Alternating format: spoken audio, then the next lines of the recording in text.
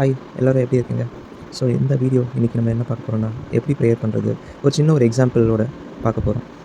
George முல்லர்னு சொல்லி இங்கிலாந்தில் ஒரு நபர் இருந்தார்.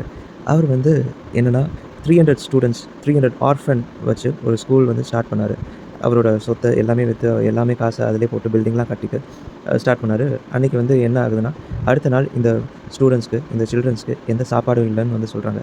அப்போ ஜார்ஜ் முல்லர் வந்து என்ன சொல்கிறாருன்னா, எல்லா ஸ்டூடெண்ட்ஸையும் கொண்டு வந்து உட்கார வைங்க, நம்ம வந்து இன்றைக்கி ப்ரேயர் பண்ண ஆரம்பிப்போம். தேங்க்யூ காட், நீங்கள் வந்து எங்களுக்கு தரப்போகிற ஃபுட்டை நினச்சி நாங்கள் ப்ரேயர் பண்ணுறோம். அப்போ ஒரு நபர் வந்து கதவை தட்டுறாங்க. கதவை தட்டி, எனக்கு வந்து இன்றைக்கி நைட் தூக்கமே இல்லை, நான் பக்கத்தில் வந்து ஒரு பேக்கரியில் நான் வந்து பேக்கரி ஓனராக இருக்கேன். கடவுள் வந்து நைட் எனக்கு தூக்கமே தரவே இல்லை. இந்த மாதிரி பக்கத்தில் உனக்கு வந்து ஆர்ஃபன் ஸ்கூல் இருக்குது, அங்கே போய் எல்லாத்துக்கும் இந்த ப்ரெட்டு அப்படின்னு சொல்லி எனக்கு சொன்னார். அதனால் நான் ப்ரெட்டு தர வந்திருக்கேன் அப்படின்னு சொல்லி தந்துட்டு போனார். இவங்களும் வந்து மகிழ்ச்சியாக அந்த ப்ரெட்டை உட்காந்து சாப்பிட ஆரம்பித்தாங்க. அப்போது வந்து இன்னும் சில நேரத்தில் வந்து ஒரு பெரிய ஒரு பால் கண்டெய்னர் வந்து அவரோட ஸ்கூலுக்கு முன்னாடி போகும்போது அது பிரேக் டவுன் ஆகுது. அந்த வேன் டிரைவர்ஸ் எல்லோரும் வந்து வேறு வழி இல்லாமல் அந்த பாலை எடுத்தே ஆகணும் அப்படின்னு சொல்லி ஒரு வழி, ஏன்னா பால் எடுத்தால் தான் வண்டி வந்து மூவ் ஆக முடியும்.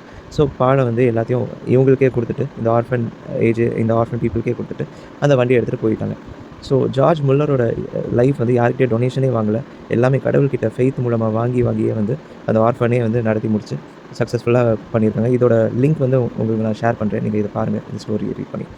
இப்போ வந்து ஜீசஸ் வந்து எப்படி ப்ரேயர் பண்ண சொல்லியிருக்காரு அப்படின்னு சொல்லி நம்ம மேத்யூ 6 பைபிளில் எழுதப்பட்டிருக்கு. எப்படின்னா, அவர் எப்படி சொல்கிறாருன்னா, நீங்கள் உங்கள் ரூம்குள்ளே ப்ரைவேட்டாக நீங்கள் போங்க, யார் முன்னாடியே ப்ரேயர் பண்ணி காமிக்கணும்னு அவசியம் இல்லை. நீங்கள் உங்கள் ரூம்குள்ளே ப்ரைவேட்டாக போய் உங்களோட ஃபாதர் இன் ஹெவன் கிட்ட வந்து ப்ரேயர் பண்ண ஸ்டார்ட் பண்ணுங்கள்.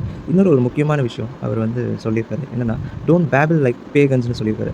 ஸோ பேகன்ஸ்னால் என்னென்னா, அந்த காலத்தில் வந்து ஒரு கூட்டம் அவங்க என்ன பண்ணுவாங்கன்னா, ரொம்ப லென்த்தி ப்ரேயர்ஸாக வந்து சொல்லிக்கிட்டே இருப்பாங்க. ரிப்பீட்டடாக வந்து அதே இது சொல்லிக்கிட்டே இருப்பாங்க, ரொம்ப முறை சொல்லிக்கிட்டே இருப்பாங்க.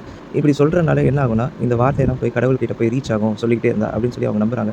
ஆனால் ஜீசஸ் வந்து இப்படி சொல்லவே சொல்லாதீங்க, ஒரு ப்ரேயர் ஒரு தடவை சொன்னால் போதும், அதை திருப்பி வந்து பேபிள் பண்ணிக்கிட்டே இருக்காதீங்க அப்படின்னு சொல்லி அவர் தான் சொல்கிறார். அதுக்கப்புறம் நம்ம ப்ரேயர் பண்ணும்போது நம்ம எப்பவுமே வந்து ஒன் வே கான்வர்சேஷன் மட்டும் தான் நம்ம பேசுகிறோம் கடவுள்கிட்ட.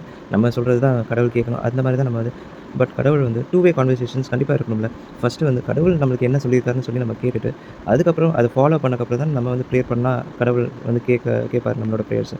ஸோ அதே மாதிரி தான் வந்து கடவுளோட வேர்ட் ஃபர்ஸ்ட் நம்ம வந்து அதை தியானித்து, அது புரிஞ்சு, அது படி நடந்து அப்படி ப்ரேயர் பண்ணால் மட்டும்தான் நம்மளோட ப்ரேயர்ஸ் வந்து கடவுள் கேட்பேன்னு சொல்லி சொல்கிறாரு. எனக்கு பிடிச்ச ஒரு பைபிள் வேர்ஸ் இருக்குது. இது சாம் 17:15, அதாவது சங்கீதம் 17:15.